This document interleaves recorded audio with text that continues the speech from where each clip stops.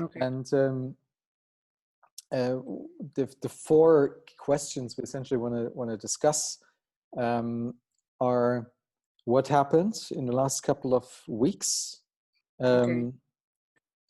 also from your perspective, what are the next steps, and then I would also like to explore our personal motivations. Why are you spending time on Motherland? Why am I spending time on Motherland? Okay. And then as a last step, what's based on those motivations, are we taking the right direction right now? Is the direction right? Okay. Does that work? Yeah, I think we can do that. Okay, so let's go into the first question. So what's happened in the last couple of weeks? Okay. So in the last couple of weeks, I spoke to Tawanda and Kiptu. Mm-hmm. We were trying to figure out a message to put in the big Motherland group. Mm-hmm. So as to introduce the entire group to the farmers that are in there, because some farmers didn't know what we are doing. Mm-hmm. Some would come to our inboxes asking what's the main purpose of the group, would want to know we are interested, but we want to know more. Mm-hmm. Mm-hmm.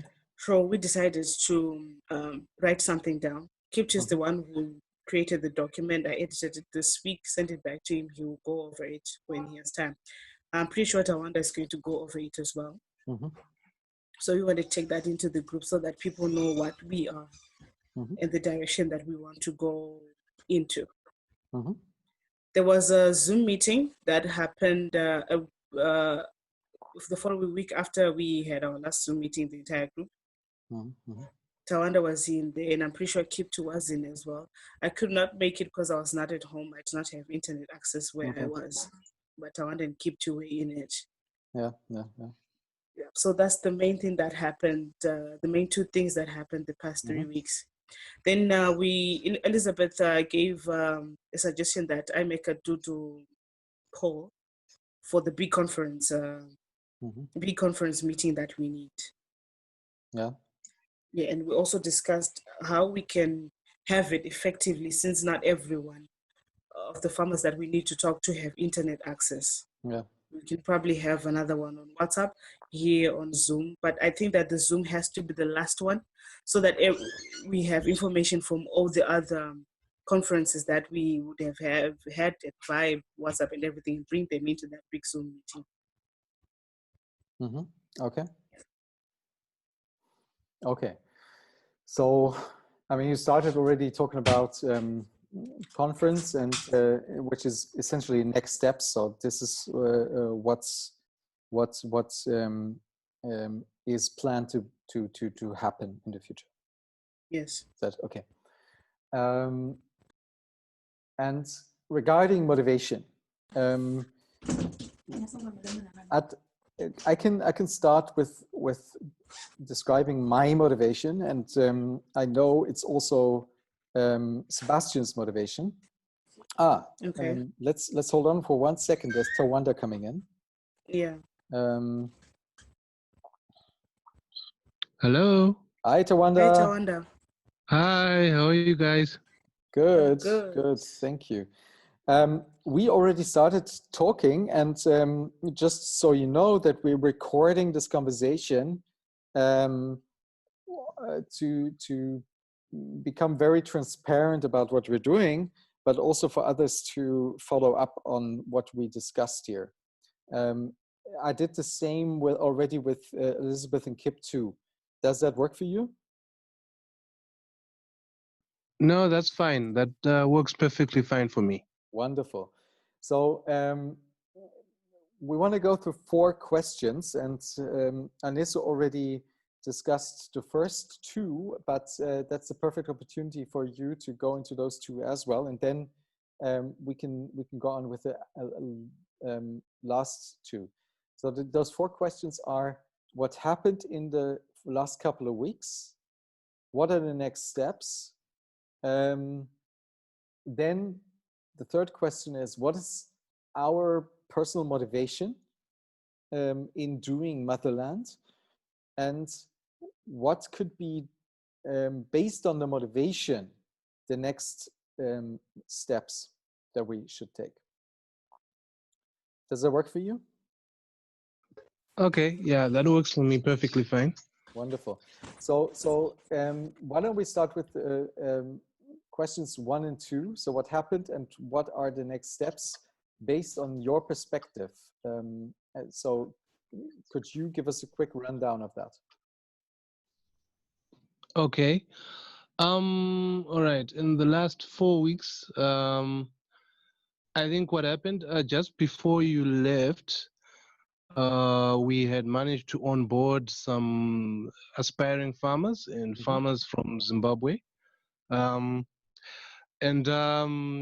during that time period, we witnessed, like, for example, for the other lady that shares Aniso's name, Aniso was sharing her journey as a farmer, which I think was quite critical. We got to learn a lot from her experiences, and I think she's pretty keen, based on our conversations, to continue sharing how her journey is and what challenges she views as in for the farming sector, which I think is critical because, number one, she's young, she's a lady, and also the fact that she has quite a number of networks within the farming community, and she's actually living as a farmer. Nice. So yeah, so I think that's very, very, very important. The other issue is we did try to have a Zoom meeting. I recall at the time I just had to chair the meeting. Unfortunately, our Minister of Communications wasn't available on the day. During the meeting, we were trying to push the issue of having the online conference, say beginning of August, or at least at the very end of this month. And there were a couple of resolutions that were done. I tried to capture them as best as I could briefly in minutes.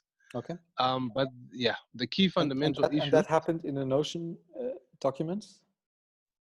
No, I didn't put it in Notion. I think I can put it in Notion. That would be amazing, yeah. Okay. That we have it collected in one place and then. All right. Okay, I can work on that this weekend. Right. So there were a number of key issues that came up. Part of it was a bit of a heated debate between Elizabeth and Herman, where on the one hand, Elizabeth was arguing we don't really need to get to know each other that much to organize an online conference, including farmers, consumers, and other value chain actors. We can just do that, depending on what the true objective of the conference is. On the other side, Herman was arguing, no. Since we are planning to do this together, let's get to know and understand each other much better, understand our capacities, our capabilities, and how in general our work ethic is or are as different individuals. Then Luther was also saying that we are not too sure where we are going, so I'm not too sure if having an online conference at this stage is the right course. In my opinion, though, both Herman and Elizabeth are correct. I felt more like there were two roads to the same destination. So at the end of it, the final conclusion we did have after that meeting was, okay, as a means of at least allowing each other to get to know each other, let's continue to post, to share material around the general discussion we are having and the general path would like to have and the impact we aspire to do so. Apart from that, we then tasked Kiptu to help, can I say, publicize or broadcast more of our message. One was where we found him creating the LinkedIn group. The Twitter, I think there was supposed to be also something for Twitter. And then, yeah, we did have a couple of discussions between myself, Aniso, and Kiptu, also trying to discuss and figure out how do we move this concept forward. Yeah, I would say in the last 4 weeks, that was more or less what was done. Okay. Yeah. Wonderful. And what are concrete next steps that you are aware of? The concrete next steps, there are a couple of issues I felt were critical. For starters, the farmers that we onboarded, right, they haven't had like a real session where we've actually engaged and interacted with them.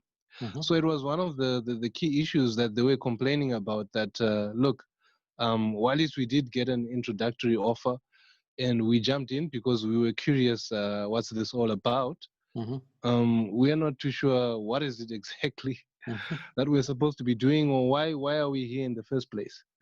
So that's something that would need to be sorted out. That's one of the key things. And then I don't know, we would need to finalize that. Do we still need to work on that online conference, or yes, what is the alternative for that? Make a decision. Yeah. Okay. Yes. Yeah, make a decision or make a strong resolution on that. Right. And then I think what as a third alternative step, I suppose, we, now that the LinkedIn group has been created and we have all these other platforms, I suppose we need to keep on being active in sharing. All right. Okay, thank you. So what I'd like to do, which ties a little bit together what's both of you shared and what I also heard from Elizabeth and Kiptu, I'd like to pose that question: what is your personal motivation to put so much time and energy as you are doing, both of you, into Motherland? So I will also share. I don't have any preferences about who starts. So if one of you wants to start, I'm fine. I can also start if you want that. Okay, I'll be a gentleman and say Aniso can start. I knew it. I knew that was coming.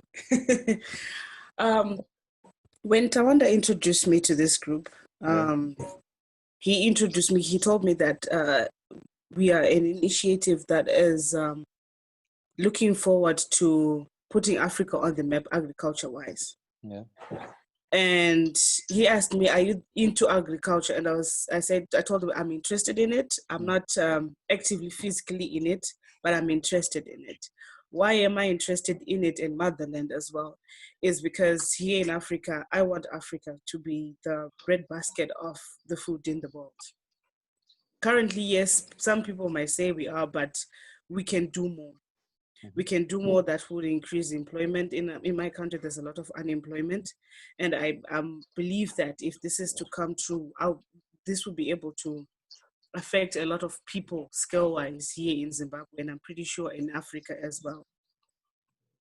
So I'm interested in what the Motherland will bring to the land of Africa, and what Motherland will provide Africa to the world with, to provide to the world through Africa. Okay. That's my personal motivation for joining Motherland. I want to be part of the growth of Motherland to, like I said, the two reasons why I want to be part of that, and also for network purposes. Okay, thank you. Very nice. Tawanda, do you want to go? Okay. Yeah, so okay. I joined up on the Motherland team because there are a couple of issues I've seen and noticed. For starters, the first one is that, you know, annually or every year, I've had the privilege of working with some NGOs who are working with smallholder farmers. I'll put working in quotes, because I've always struggled to say, for a country like Zimbabwe, given its history, being once the breadbasket of Southern Africa, until now, some people will call us a basket case, because we are now a perennial net importer of grain, whereas we were in the past a great exporter, and we were food self-sufficient. You find there are a lot of NGOs that are claiming, they're receiving donor grants, from big funding organizations, USAID, the EU, and so on, which is in the millions. And if I were to sit down and begin to calculate how much they claim they've received since the year 2000, it should easily surpass more than $1 billion or euros, really. And I'm struggling to say that, okay, if you've done that and you bring out all these glossy reports on the impact you've created, why is it on the ground nothing has changed? In 2016, I actually recall going to one site where it's a big province, not province, district called Goromonzi. In that community, there was a project called Eggs to the People, where GIZ did a project where they trained all these farmers on how to keep layer chickens, the chickens that lay eggs, and they facilitated their access to markets. So the project, I think, was for about 3 years. And what happened was that once the 3 years were done, these guys were like, "Oh, guys, we've helped you. We've done all this training. We've given you access to markets and so forth. So it was nice knowing you." And then for the farmers, they continued with the project until eventually what happened in the marketplace, due to other issues, the largest, I would say, food conglomerate in Zimbabwe decided to enter the local egg market. They were exporting then, but for other reasons, they got their export permits denied. And so they were forced to start dumping all of the eggs they used to do for exports onto the local market. And as a result, those local farmers or smallholder farmers were crushed. The price just crashed, literally, and that was it. So when I look at all those scenarios, at times I think some of these issues are solvable. At times also I think we've let or allowed politicians also to have too much say in productivity issues that we can do ourselves, or we can address ourselves as individuals. And I think Motherland has the potential to start addressing some of these concerns that I have, that we are reliant on third party or outside forces who have ulterior motives or agendas for why they claim to do what they're claiming to do. So I think in that sense, it is an important initiative. I think also for the networking opportunities as well, like what Aniso mentioned, I've also joined up.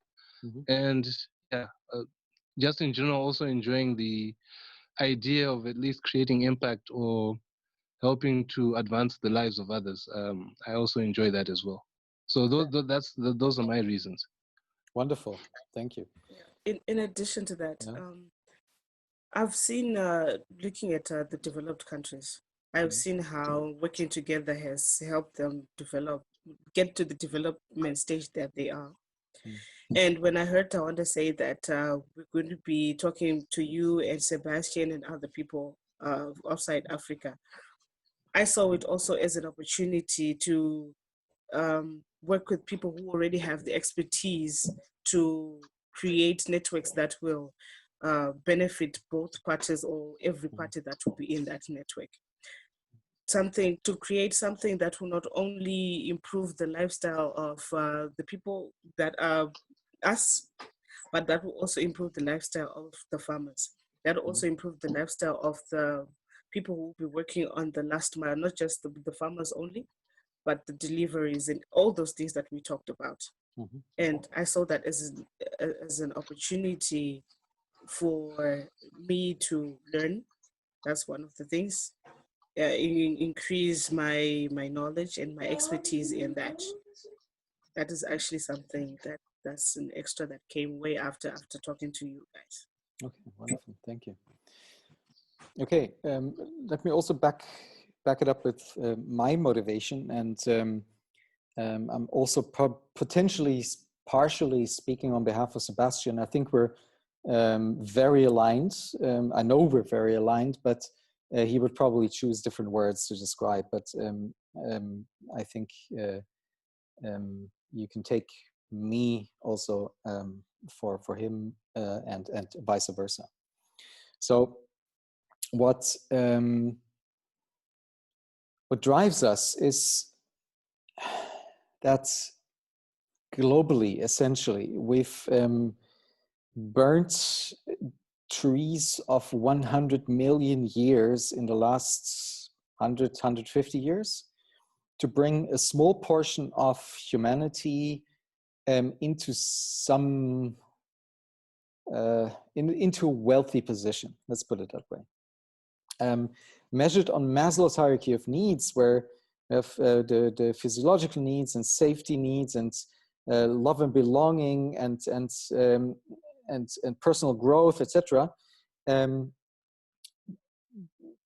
That wealth is very much centered on the lower end. So I would say people in developed countries aren't really wealthy on the upper layers, on connection with other people, on contribution to their community, on self-actualization, right? What that all has done, this has all been and happened on the back of society at large and the planet. Massive exploitation. And this cannot go on. The planet is striking back, but also we have reached a point where the people aren't going to do this any longer, right? It doesn't make any sense. And this is essentially what drives us, trying to move that response forward, that helps us to build a new way of doing things on the planet as humans, in a way that is sustainable on a planetary perspective. So it is in balance with nature, but it's also not exploiting people. To the contrary, it actually helps people to become wealthy on all 5 layers of Maslow's hierarchy of needs, and everybody, not just a portion of the people. And there's a fundamental systemic problem that keeps these things in place at the moment, which is the design of our currency system. Because the money is set up in such a way that money is creating more money. And we are working to create more money because otherwise the system will break down, just because of the design of the currencies, which means that it is inherently almost impossible to do the right thing when you get money involved. And so we are trying to explore how we can do things from the ground up with people that help people to become, and I like that word that Chavanda used, sufficient, self-sufficient, self-reliant. The sufficiency economy is something the king in Thailand actually started fostering in Thailand, saying it is so ridiculous that farmers and their families are going hungry, right? If anybody should not be hungry, then it's a farmer. So let's build communities, make sure those communities foster each other. And from there, we spread this into the entire country until the country is self-sufficient. Why do we need import or export? It doesn't make any sense, right? We have everything we need to make people happy. So, so we're trying from our perspective, we're trying to achieve two things. One is very concretely, with the output of our process that's we have been going through and are going through at the moment, create something that really betters the life of as many people as possible. Say we change the lives of a couple of tens of millions of people in the next 2 or 3 years in a positive way with what we do here now. That's one concrete outcome that I and Sebastian are hoping for here. But the second outcome is that we learn how to do this, that we have a process of how to do this. So we can repeat that in other continents, countries, in other verticals. So not only agriculture, but we can also talk about education or housing and other things that are also required and important.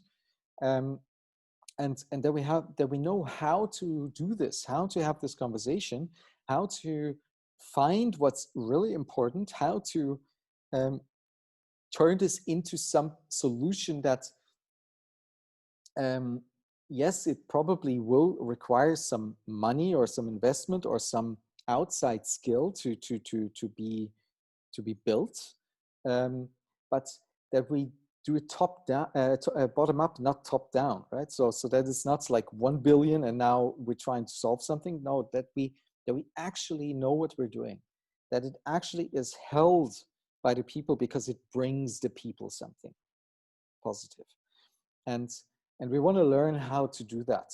And then we want to spread that and be able to share that with other people so that we can repeat this process. So this is what motivates us. Okay. Yeah, and what I hear from you, both of you, and Elizabeth and Kiptu are very, very similar. This is very much in line with what you are motivated by. Yeah, and hearing you and Tawanda, and also hearing that Kiptu and Elizabeth said the same things, I'm actually seeing that we probably now have a description of what motherland is. Mm-hmm. On top of my head, we are an initiative that is working towards the self-sufficientness of the what can I say, the first liners of Mm-hmm. every production system. Mm-hmm. I think that can be a good description. I don't know, Tawanda and Thomas, what do you think of that? I like it. I thought you were going to make a song. I knew it. Yeah, but I think we can put that down also. Yeah. Yeah. Mm-hmm. Yeah, it sounds great. The only thing I would argue about is the production part, because I also see things like education in there. Okay. Yeah. Okay. So we would have to put more thought into how we phrase that, but in essence, what you're saying is exactly what I mean. Yeah. All right. Okay. So including production and service. So and then essentially you capture everything. But the first liners of production and service, yes. Enabling communities to be self-sufficient and doing that in a way that it scales across countries, continents, the planet, right? Right. So let's assume here currently we're talking about agriculture, and we're talking about the post-harvest value chain, and in that we're talking about the last step. But let's assume we find something in here that is so powerful that it is also applicable in Asia and in Europe and in America, right? And maybe it's a concept that can be used there. Maybe we find ways that actually change things in a meaningful way. So that's what we're after. Yes. Okay. Yeah, I think that we'll also be able to learn more about other continents and other industries Mm. when we are now on, like I say, on the ground working. Mhm. We'll be able to learn more on what to do and what not to do, how to maneuver, etc., and Mhm. how to positively impact other people. Exactly. So, I mean, maybe one of the outcomes could be that once we know how to do this, because all of us in this group experienced it, we can go and do this with other people on other continents as well, right? I could totally see that as an outcome.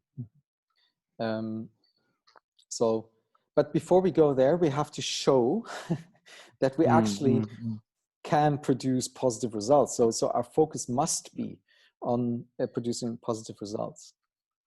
And I have one little issue that I think we should discuss as a whole group. That I think is blocking us at the moment, and that is so in throughout the process. First, we identified we want to look at agriculture, because in the very beginning that was open. It could have been education or whatever, something else.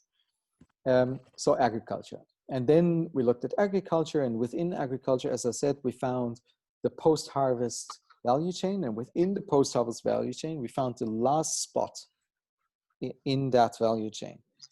Because with the assumption that changing something there might have positive ripple effects downstream into the lives of the farmers. That was the assumption we arrived at. Now, we never really pinpointed exactly what is that last step. How do we define that last step? And I think that's why we're unsure currently as a group of what to do next, because we don't know what we're actually talking about. So I think as a group, as the entire group, we should have a conversation around what actually is that last point in the post-harvest value chain that we're addressing, and then how do we best learn about that so we can actually have a positive influence. That's my proposal to that. So, but I'd love to hear from you what you believe are the most important essential next steps. Okay, Taonde can go first. This time you can go first. Okay. Yeah, I think we need to come up with that final resolution on the way forward in terms of the online conference, because, like I said before, I've invited all these people with the idea that there was some initiative. Maybe we were going to do at least a conference to share or discuss issues concerning the post-harvest value chain system. Okay. And so it would seem unfair for me to have invited all these people, and they're still waiting and sitting, and we haven't done anything. Yeah. So I think that's really critical. We need to come up with a resolution about that, and we communicate it to them. Yes. This is what we're all about. This is what we're working on. Are you guys still on board? That's the one of the critical next steps. The second one is how can I define it? Yeah, maybe we would. Okay. Yeah, we hopefully, if we can get to that point where we've adequately defined what it is that we're really looking for as a solution. Perhaps also is try and figure out how best we can contribute even individually towards that particular solution or decision that we've come up with. For I think these are the next critical two steps. And maybe as a third step is figuring out also how best to communicate our message across to as many, should I say, people or sectors of society as possible. Food is something that touches all of us, the agriculture sector. Whether we're in Europe, whether we're in Africa, wherever we are, this is something that's critical for all of us because we all need to eat at the end of the day. So for me, those are the three next major steps. Got it. Okay. Okay. Yeah.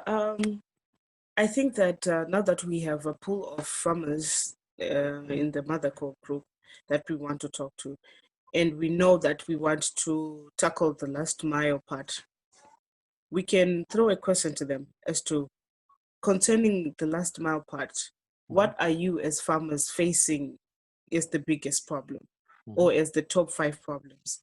And then we come back after that conference, we come back to the small group, the core group, and we look at those top 5 or 3 problems as to which one we can tackle, which one is easiest, and where will we go next, how will we flow, so that we still maintain that part of impacting a big number of people.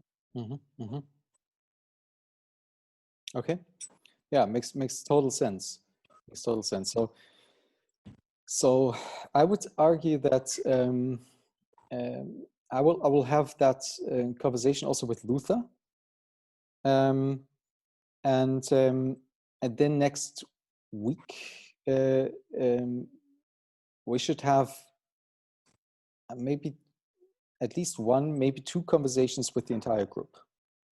We can have those 2 conversations in one call, but like doing one round, sharing our motivations, so we're all on track with our motivations. I think that's important. And then a conversation around what is it actually that we mean with the last mile step. So we're also on track there, and then define the next step. And I like what you proposed, Aniso, that we can have a small conference with the existing farmers around that question. Once we can actually ask the question, because we have defined that last step, we can ask a much better question and have that conference with them and learn from that and then take it forward. So that makes total sense, I think. Okay. Tawanda, would you agree, or is there a different path? No, I think it does make sense. Yeah, certainly it does make sense. And I think there are practical steps we can actually do without too much, heavy lifting on our part. Considering essentially that most of the components are in place. Okay. Okay. Amazing. So I feel complete. Is there anything else you would like to share for now? If not, then I would start putting out a doodle for next week so we can organize a meeting. When is Aniso doing a Motherland song? Well, let's say after the big conference, when we know what we're going to do next. I think we need it for the conference. I actually have my things set up over there, so yeah, anytime soon. Okay, let's have it for the big conference. Great. Deadline. Yeah? Yeah. Wonderful. Okay. Thank both of you for your time. Thank you, Thomas. All right. And, anything that comes up, we'll put it in the core group. Wonderful. We'll do that. Yes. And we'll hear the song. Yes. Definitely. See you soon. Thank you. All right. Goodbye, All right. everyone. Bye. Later. Right. Bye, Thomas. Ciao. Okay.